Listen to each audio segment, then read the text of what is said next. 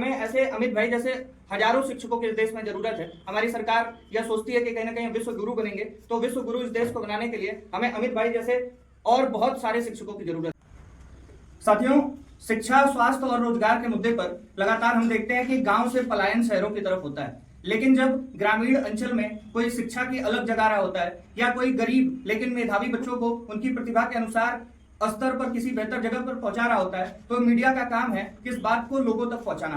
तो आज आजमगढ़ के चक्रपानपुर के नरेथा गांव के श्री अमित जी हमारे साथ हैं, जो अयांश एकेडमी नाम की कोचिंग चलाते हैं और इनके यहाँ से कुछ बच्चों ने नेशनल कम मेरिट स्कॉलरशिप में जगह बनाई है। और मैं आपको इस स्कॉलरशिप के बारे में बता दूं कि इस स्कॉलरशिप के अंदर सरकार यह व्यवस्था करती है कि गरीब लेकिन मेधावी जो बच्चे हैं उनको सरकार की तरफ से कुछ आर्थिक मदद दी जाए और इस मदद से उनकी आगे की जो पढ़ाई है वह चलती रहे। साथियों, कक्षा 8 में जो भी बच्चा होता है वह इस परीक्षा को दे सकता है और 9 से लेकर 12वीं तक सरकार पैसे का इंतजाम इन बच्चों के लिए करती है, इनकी प्रतिभा को निखारने के लिए। और ईश्वर ने भले इनके साथ कुछ गलत किया हो, लेकिन सरकार का इस स्कॉलरशिप के माध्यम से प्रयास है कि ऐसे जो भी बच्चे हैं वह आगे बढ़ें और कुछ न कुछ अपने जीवन में बेहतर करें। तो पहले हम अमित जी से बात करेंगे और जानेंगे इनकी कोचिंग के बारे में और किस तरीके से यह काम कर रहे हैं और मेधावी बच्चों के जीवन में बदलाव करने का प्रयास करें। तो अमित जी, सबसे पहले आपका धन्यवाद और हमारे कोचिंग की तरफ से भी आपका स्वागत है और हमारे परिवार की तरफ से आपका बहुत बहुत धन्यवाद यहाँ तक हमारे लिए आए, हमारे बच्चों की बातों को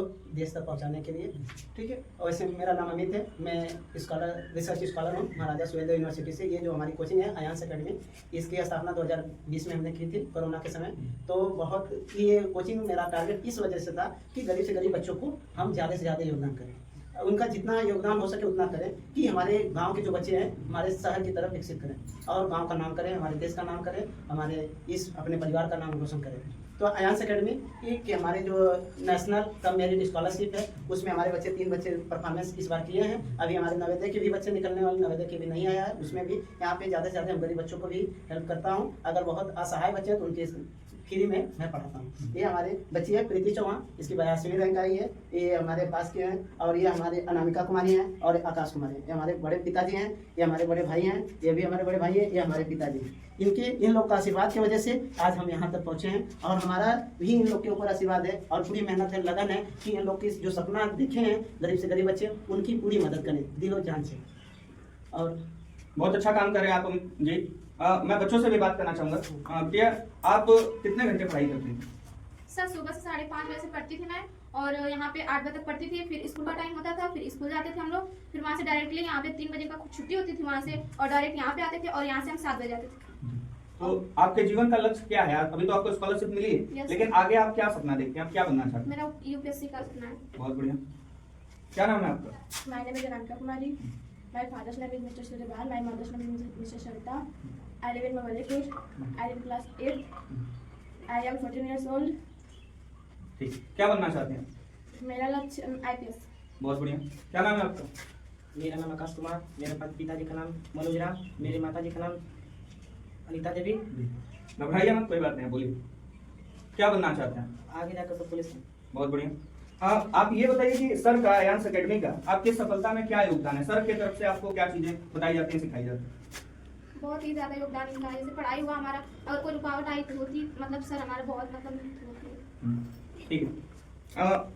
भैया, किस तरीके के बच्चे जो हैं आपकी कोचिंग में पढ़ रहे हैं और आगे अभी आपका क्या लक्ष्य है कि किस तरीके से आपको इस ग्रामीण अंचल में गरीब बच्चों के बीच में काम करना है? हमारे यहाँ सर ज़्यादा करके हम जो सरकारी स्कूल के बच्चे हैं उनको ज़्यादा टारगेट हो रहे हैं कि हमारे जैसे देखा जाता है कि सरकारी स्कूल में जो शिक्षा के कुछ वंचित बच्चे हैं उनके पास पैसे, आर्थिक स्थिति परिवार का होकर तभी सबका सपना है कि हमारे बच्चे बड़े बड़े कॉलेजों में पढ़े, बड़े बड़े स्कूलों में पढ़े जिससे हमारे नाम हो, लेकिन उनके पास पैसा ना होने के कारण वो सरकारी स्कूल में। लेकिन सरकारी स्कूल का बहुत बड़ा योगदान हमारे देश के लिए, निःशुल्क शिक्षा दी जाती है 6 से लेकर 14 वर्ष के लिए, उनको खाने पीने के लिए सारी व्यवस्थाएं की जाती है और जितने भी योग्य टीचर हैं वो एग्जाम क्वालिफाइड करके ही आते हैं। लेकिन कुछ मानसिकताएं भरी हैं कि नहीं, अगर मान लीजिए वो बच्चों ने जो शिक्षा का जो आशा आगे चल के देख रहे हैं कि हमारे प्राइवेट में नहीं, अगर हम उसको शिक्षा को कोचिंग के ही माध्यम से, हमारी तो टारगेट है कि हम भी IAS बने, उसके लिए मेहनत करें और हर गरीब से गरीब बच्चों को कम से कम, मेरा भी टारगेट है कि मैं भी ये करूं और इस बच्चे को 10 IAS कम से कम बना सकूं। और गरीब से गरीब बच्चों के, इसीलिए ये कोचिंग खोले कि जो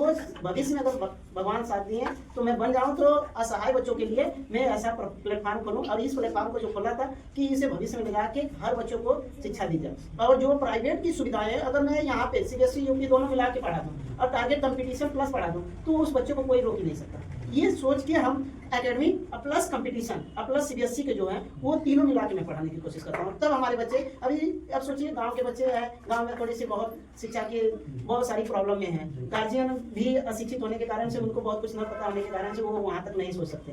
तो उनको हम अगर हम पढ़े लिखे हैं तो हम सोच सकते हैं ना, तो हम अपना पूरा टारगेट दें, हम अपना पूरा गोल जो भी अचीव करना है, तो अगर उन बच्चों के लिए हम पूरा मेहनत करें तो वो बच्चे हमारे परफॉर्मेंस कर सकें और हमारे देश का हमारे गाँव का नाम रोशन करें। साथियों, अभी आपने यूपीएससी का रिजल्ट देखा और रिजल्ट के अंदर हमने ये देखा कि किस तरीके से छोटे छोटे भारत के अलग अलग कोने के छोटे छोटे गांवों के बच्चे सफलता पाते हुए हमें दिखाई दी। मैं आज अपने चैनल के माध्यम से यह कहानी आपको, ये सक्सेस स्टोरी जो है वो सुना तो रहा हूं, लेकिन मैं एक और बात कहना चाहता हूं कि हमें ऐसे अमित भाई जैसे हजारों शिक्षकों के इस देश में जरूरत है। हमारी सरकार यह सोचती है कि कहीं ना कहीं विश्व गुरु बनेंगे, तो विश्व गुरु इस देश को बनाने के लिए हमें अमित भाई जैसे और बहुत सारे शिक्षकों की जरूरत है। आप बेहतरीन काम कर रहे हैं। साथियों, अभी हमारे साथ अमित भाई के पिताजी भी मौजूद हैं। आपके बेटे के पढ़ाए हुए बच्चे जब सफल होते हैं तो आपको कैसा महसूस होता है? खुशी की बात होती है।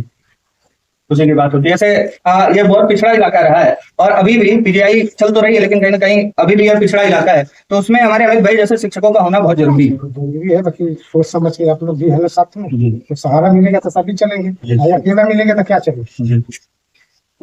नहीं पिताजी, ये जो हमारा मीडिया प्लेटफॉर्म है वो ऐसे हर एक व्यक्ति के साथ है जो समाज में कुछ भी बेहतर कर रहा है। बहुत बहुत धन्यवाद।